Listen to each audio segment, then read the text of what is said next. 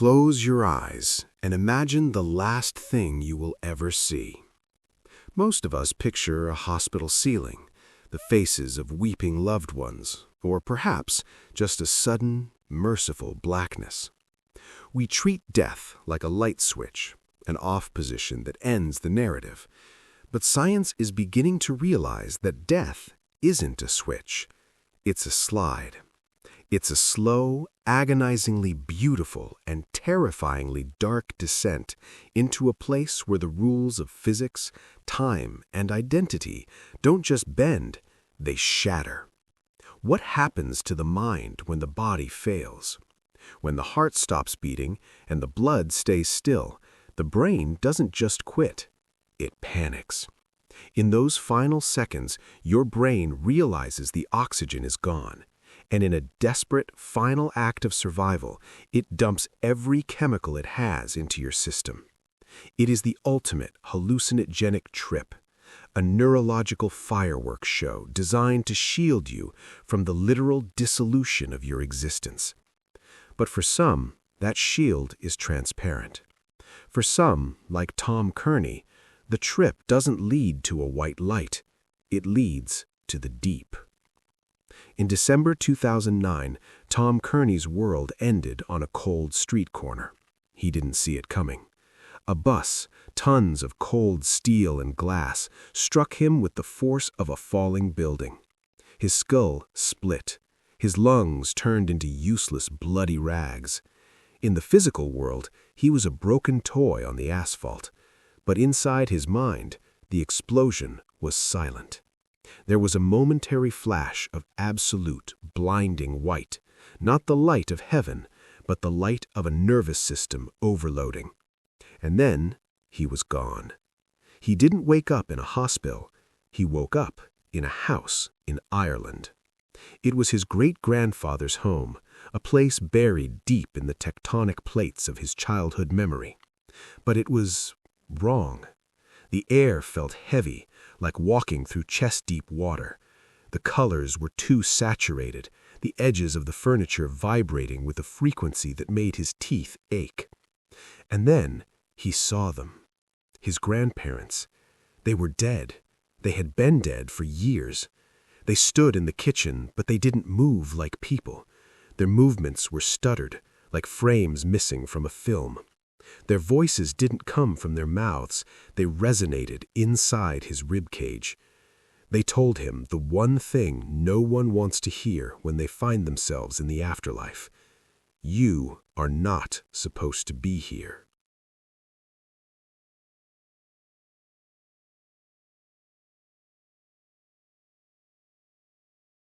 This wasn't a warm welcome, it was a cosmic rejection. Imagine being a ghost in a world of ghosts, unwanted, even by the dead. Tom described the sensation as a gravity of the soul. He was being pulled toward a gate, but the gate wasn't made of iron or stone. It was a fold in reality. When he stepped through, he wasn't in Ireland anymore. Suddenly, he was in New York, at his in-laws' house. There he saw his mother-in-law, also deceased. She didn't greet him with a hug. She looked at him with a frantic, wide-eyed terror. "Why are you here, Tom? Did something happen? No, no, no, you have to go back. You're supposed to be with your wife and your boys. Go home now." The dark irony of the near-death experience is that the deeper you go, the more you realize that home is a concept that is actively being deleted from your hard drive. As Tom moved through this thought world, he realized he was losing his grip on who Tom actually was. In the afterlife, your memories aren't things you have, they are things you are. He wasn't just remembering his great-grandfather's house, he was becoming the house. He was becoming the Irish air. He was dissolving. And that's when the shadows started to change. Beyond the familiar faces of dead relatives, there is a vast, howling emptiness that survivors rarely talk about. It's the void. It is the space between the stars, the silence between heartbeats. Tom felt it pressing in on the edges of his visions. He saw people he didn't recognize, entities that looked like humans but felt like predators. They were waiting at the periphery of his consciousness, watching him struggle to stay tethered to the world of the living. While his body lay in a coma for 2 weeks, his mind was navigating a labyrinth of absolute horror and surreal beauty. Tom described the coma like this: "It's like being trapped in a submarine at the bottom of a midnight ocean." He could hear the voices of the living, the sobs of his wife, the whispered prayers of his friends, but they sounded like distorted, metallic static coming through a rusted hull. He could hear them, but he couldn't reach them.